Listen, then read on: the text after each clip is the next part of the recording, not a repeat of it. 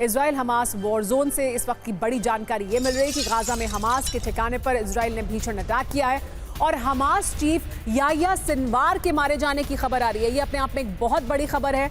Yahya Sinwar के मारे जाने की खबर है। हमास चीफ सिनवार के मारे जाने की जानकारी इजरायली डिफेंस फोर्स द्वारा दी जा रही है। इजरायली हमले में हमास के 3 लड़ाकों की मौत हुई है। मारे गए लड़ाकों में सिनवार के होने का शक भी जाहिर किया जा रहा है। सिनवार के मारे जाने की जांच कर रहा है इजरायली डिफेंस फोर्स। हमारे साथ मनीष झा जुड़ गए हैं, हमारे संवाददाता, इस पर और ज्यादा जानकारी के लिए। मनीष, सिनवार का मारा जाना अपने आप में एक बहुत बड़ी खबर है। क्या जानकारी इजरायली डिफेंस फोर्स द्वारा दी गई है इस संदर्भ में?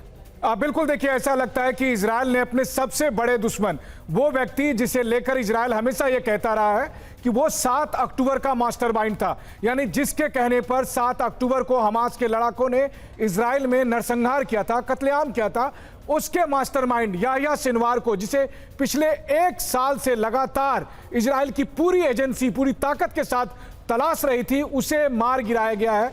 ऐसी खबर आ रही है। आईडीएफ का कहना है कि 3 लोग एक बिल्डिंग में थे और सिनबेट को और आईडीएफ को जानकारी मिली, वहां पर स्ट्राइक किया गया, 3 आतंकी मारे गए, ऐसा आईडीएफ का कहना है। और साथ ही आईडीएफ का कहना है कि वो 3 लोग कुछ फर्जी कागजात के साथ थे, कुछ कैश उनके पास से बरामद हुआ है, वहां पर कोई हॉस्टेज नहीं था। और जब उनको मार गिराने में सफलता मिली है तो अब उसकी आइडेंटिटी को कंफर्म किया जा रहा है और बहुत हद तक वो पॉजिटिव है, यानी कि अभी 100% नहीं, लेकिन मोर देन 75% वो इस बात को लेकर कंफर्म है कि वो 3 लोग जो मारे गए हैं उसमें एक हमास का जो चीफ है याह्या सिनवार, क्योंकि हमारे दर्शकों को याद होगा कि हमास के चीफ इस्माइल हानिया की ईरान में मौत के बाद उसके बाद नई जिम्मेदारी याह्या सिनवार को दी गई थी और अब हमास के चीफ याह्या सिनवार का भी खात्मा हो गया है। ये इजराइल की सुरक्षा, इजराइल डिफेंस फोर्स द्वारा जानकारी दी जा रही है और ये बड़ी उपलब्धि इजरायली डिफेंस फोर्स की होगी, क्योंकि वो अभी पुष्टि करने की कोशिश कर रहे हैं इस पर।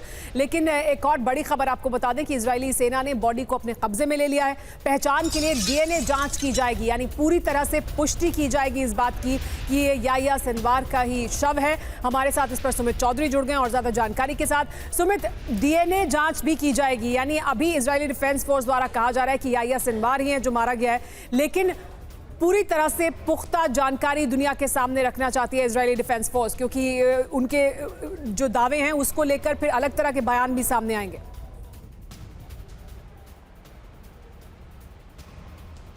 बिल्कुल, देखिए सुमेरा, मैं आपको बताऊं कि सबसे पहली इंपॉर्टेंट बात ये कि ये कोई इंटेलिजेंस बेस्ड ऑपरेशन नहीं था। आईडीएफ की तरफ से इस बात को लेकर साफ तौर पर कहा गया कि ये कोई ऐसा इंटेलिजेंस हमको नहीं मिला था कि इसी लोकेशन पे याह्या सिनवार है। ये एक रैंडम ऑपरेशन था।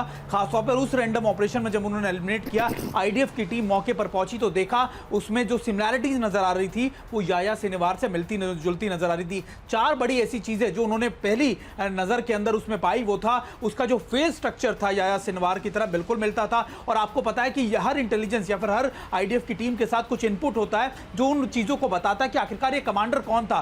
तो निश्चित तौर पर उसके दांतों का स्ट्रक्चर, उसके फेस का स्ट्रक्चर, उसके चेहरे पर कुछ निशान, ये कई ऐसी सिमिलैरिटीज थी जो इंडिकेट किया गया आईडीएफ को, इंटेलिजेंस एजेंसीज को, कि ये याह्या सिनवार पॉसिबल होने की पूरी जानकारी है। उसके बाद ये बात तेल अवीव में बताई गई। तेल अवीव की तरफ से पुष्टि की गई कि इस बॉडी को आप अपने साथ लेकर आइए और उसी के बाद आईडीएफ की टीम ने इस बॉडी को अपने साथ लेकर तेल अवीव गई है। कहा जा रहा है कि वहां उसका ना सिर्फ डीएनए टेस्ट होगा बल्कि यह भी जांचा परखा जाएगा कि ये जो स्ट्रक्चर है, क्योंकि याह्या सिनवार के बारे में बहुत सी जानकारी इजराइल फोर्सेस के पास है, तो निश्चित तौर पर उन इनपुट्स के साथ वो मैच करेंगे और उसी के बाद ये कंफर्मेशन करेंगे। लेकिन एक बड़ी उपलब्धि इसलिए है क्योंकि एक तरफ आप 2 फ्रंट्स पे देखिए जहां पर ग्राउंड ऑपरेशन चल रहे हैं, जहां पर ग्राउंड फोर्सेस मूव कर रखे हैं इजराइल की, एक है हमास की तरफ और एक है हिजबुल्लाह की तरफ, और दोनों फ्रंट के ऊपर इजराइल के पास इस समय ये उपलब्धि है कि उन्होंने एक तरफ हिजबुल्लाह को मार गिराया और एक बार फिर दोबारा से रिवाइव लीडरशिप को हमास की भी मार गिराया। यानी टॉप टारगेट्स को एलिमिनेट करने में इजरायली डिफेंस फोर्स सफल हो रही है, ये इजरायली डिफेंस फोर्स की तरफ से दावा किया जा रहा है। और अगर ये हुआ है,